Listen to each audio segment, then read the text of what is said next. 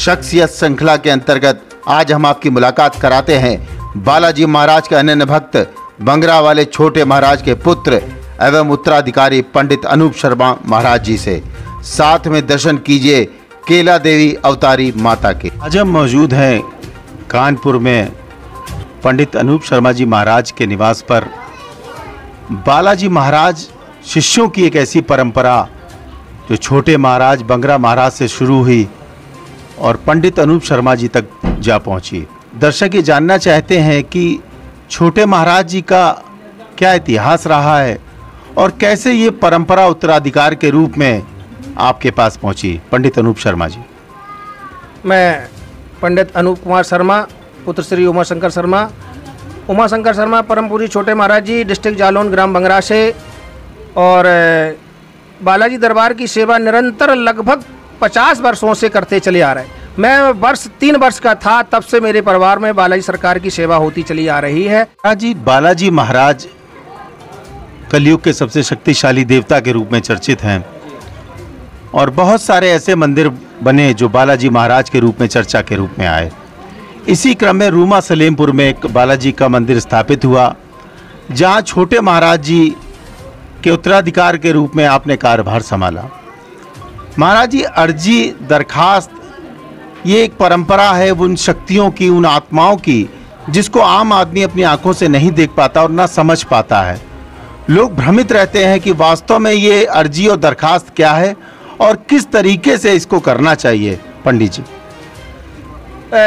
परम पूज्य छोटे महाराज जी पंडित श्री उमाशंकर शर्मा का एक सपना था कि कानपुर नगर में एक बालाजी दरबार का एक मिनी बालाजी दरबार का मंदिर बनाया जाए जिससे यहाँ लोगों का कल्याण हो सके।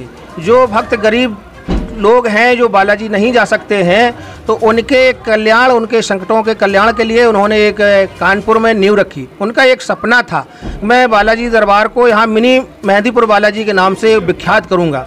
वो सपना परम पूज्य छोटे महाराज जी का साकार। हनुमान जी महाराज एक कलयुग प्रधान देवता हैं, कलयुग के राजा कहे जाते हैं और हमारे बीच में हमेशा मौजूद रहते हैं।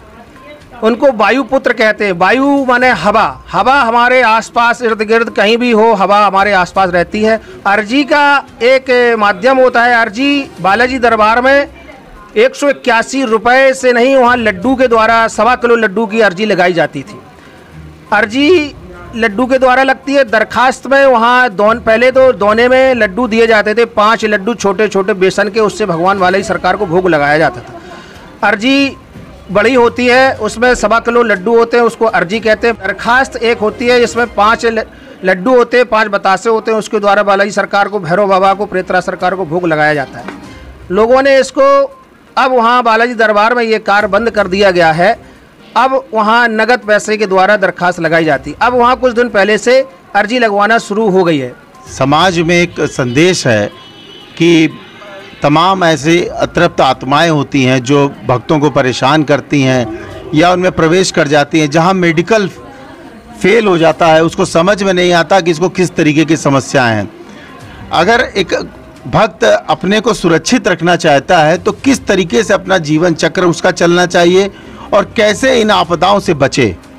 हाँ, ये ऊपरी बाधा जो होती है ये प्रत्येक लोगों के घर में होती है। जो बुजुर्ग लोग या घर में जो अकाल मृत्यु हो जाती है वो घर में भटकते रहते हैं।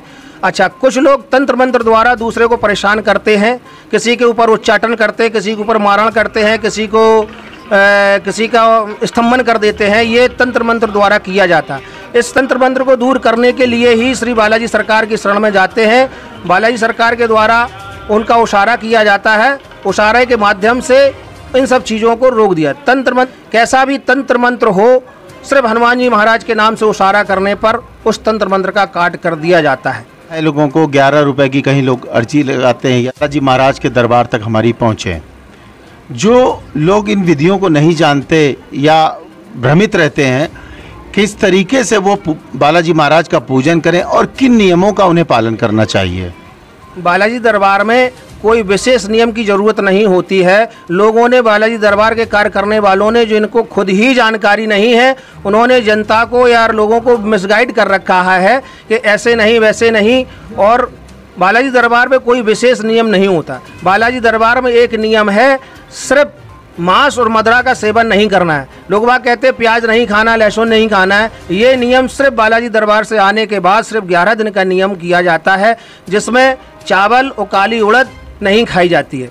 अच्छा, लोग बाग इसमें भ्रमित कर देते हैं कि ये नहीं करना, वो नहीं करना। जनता को उसके बारे में जानकारी नहीं होती है, वो उसको मानने लगते हैं। इसका एक सिस्टम होता है, कोई भी विशेष कार्य के लिए 30 रुपये की दरखास्त लगती है। 10 रुपये की बालाजी के नाम से, 10 रुपये प्रेतराज के नाम से, 10 रुपये भैरव के नाम से। इस तरीके से 30 रुपये परम पूज्य छोटे महाराज जी के आदेशानुसार ये कार्य होने लगा है। पहले ये 10 रुपये की लगाई जाती थी, अब इसकी 30 रुपये की दरखास्त ये कर दी गई है।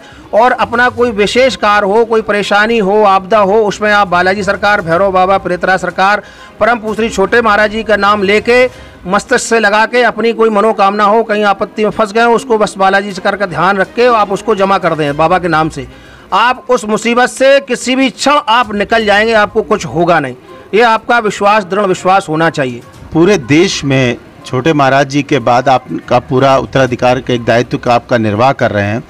किन देश में किस किन जगहों पर बालाजी के मंडल चलते हैं जो जिनका सानिध्य छोटे महाराज जी और आप द्वारा बारे में लोगों को बताएं? परम पूज्य छोटे महाराज जी के द्वारा विगत कई शहरों में दरबार लगाए जाते हैं। अहमदाबाद, बड़ौदा, सूरत, कलकत्ता, देवरिया, गोरखपुर, बस्ती, लखनऊ, गोंडा, कानपुर, बंगरा, झांसी, अदर जगहों सब दरबार लगाए जाते हैं। उन्होंने अपना शरीर शांत होने के पहले ही अपनी जो भी कार्य करने की व्यवस्था मुझे दी थी, मैं उन्हीं के कार्यक्रम पर चल रहा हूँ, उन्हीं के द्वारा बताए हुए कार्यक्रम पर उस पर चल रहा हूँ। और निस्वार्थ भाव से बिना पैसा लिए हुए मैं सारी जो भी मेरे पास दुख लोग परेशान व्यक्ति आते हैं, मैं उनका जो मेरे द्वारा बनता है दरबार की व्यवस्थाएं द्वारा मैं उनका निवारण करने का प्रयास करता हूँ। कानपुर में सिद्ध श्री बालाजी मंदिर रूमा सलेमपुर में संडे के संडे मैं समय दे पाता हूँ, और उसके बाद मैं 11 बजे से अपने ही निवास पर बैठता हूँ। जो भी भक्त आते हैं मैं उनका निवारण करवाने के लिए पूरा प्रयास करता हूँ। बालाजी महाराज के कार्यक्रमों के एक हिस्सा मैंने देखा कि महिलाओं पर इन आत्माओं का हमला ज़्यादा होता है।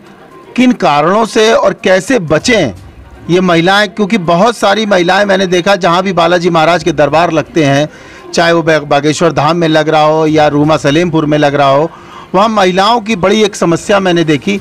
तो ये आत्माएं क्या विशेष रूप से महिलाओं की सेंसिटिविटी के कारण उन पर हमला करती हैं, या कुछ ऐसे दोष हैं पूर्व के जिसके कारण ऐसा होता है?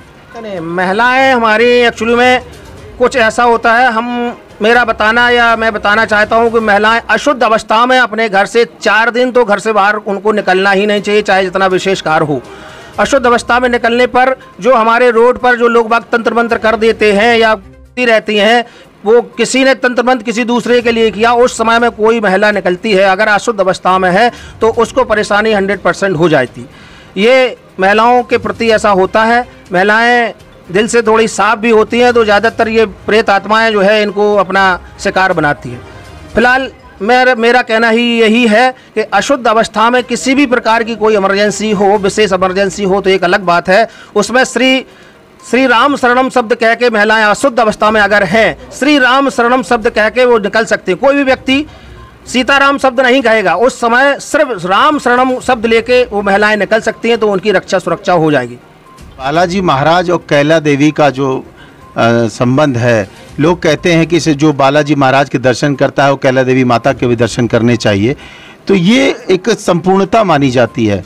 ये इसके पीछे कितना सत्य है? ये बिल्कुल सत्य है कि सबसे पहले बालाजी दरबार में जो लोग सबसे पहले बालाजी अपना उशारा लेके बालाजी जाते हैं। बालाजी 3 दिन का कार्यक्रम होता है। 3 दिन कार्यक्रम करने के बाद उस व्यक्ति को माँ कैला माता के दर्शन करने जरूर जाना चाहिए, तभी इस यात्रा का पूर्ण यात्रा होती है, तभी उसको पूर्ण फल मिलता है। एक समाज में महाराज जी भ्रांति फैली है कि आजकल गेरुआ वस्त्र पहन लेने से, बाल बड़े कर लेने से, टीका लगा लेने से, गले में मालाएं पहन लेने से लोग महाराज का रूप धारण करके घूम रहे हैं, और ये फर्जी महाराज इतने ज़्यादा हावी हो गए हैं कि जो आम लोगों को बहुत सी परेशानी, उनका धन भी जा रहा है, उनका समय भी जा रहा है। क्या कहना चाहेंगे? हमारी जनता भोली भाली जनता है। लोग बागों ने अपने बड़े बाल और माला पहन के, गेरुआ वस्त्र पहन के जनता को मिसगाइड कर रहे हैं और अपनी जेबों को भरने का प्रयास कर रहे हैं। मेरे यहाँ दरबार में परम पूज्य छोटे महाराज जी के निर्देशानुसार अभी भी मेरे यहाँ 100 रुपये का उशारा मैं वही लेता हूँ और दरखास्त 30 रुपये की होती है जो वही लेता हूँ। एक्स्ट्रा कहीं कहीं तो यहाँ पर अभी पता चला है मुझे कि 5100 रुपया उशारे के लिए जा रहे हैं, कहीं 2100 रुपया लिए जा रहे हैं। उन लोगों को तंत्र के द्वारा भैरव घाट पर रात को अमावस्या के दिन ले जाते हैं। यहाँ ही कुछ लोग हैं, मैं नाम नहीं लेना चाहता हूँ, मेरे पास सारा संज्ञान में है, कुछ लोग उसमें लिप्त हैं। उनको ले जाके अमावस्या की रात को वहाँ कार्यक्रम कराते हैं और मेरे ही एक मिलने वाले हैं, उनसे 6-7 लाख रुपए का भी गबन किया है। मेरे पास सारी सूचना, मैंने दरबार से प्रार्थना की है कि प्रभु ऐसे चोरों को, ऐसे दरबार के जो दरबार का कार्य कर रहे हैं, अगर गलत किसी को ठग रहे हैं तो प्रभु दरबार उन्हें अवश्य निर्णय दे। आज हम बालाजी महाराज के दरबार साकेत नगर में मौजूद हैं, जहां पर गुरु पूर्णिमा का पर्व मनाया जा रहा है। इसी पर्व में इन भक्तों का यहाँ आगमन हुआ है। हमारे बीच सुबोध त्रिपाठी जी मौजूद हैं, जो कानपुर में हस्तलिखित ज्योतिषा का कार्य करते हैं और बालाजी महाराज के अनन्य भक्त हैं। आइए हम उनसे जानने की कोशिश करते हैं कि बालाजी महाराज की तरफ वो कैसे आकर्षित हुए और इस शक्ति का उन्हें आशीर्वाद कैसे मिला। सुबोध जी। पंडित सुबोध त्रिपाठी हमारे पिताजी बहुत बड़े कानपुर में ज्योतिषाचार्य थे, जो हाथ से कुंडली बनाते थे, हाथ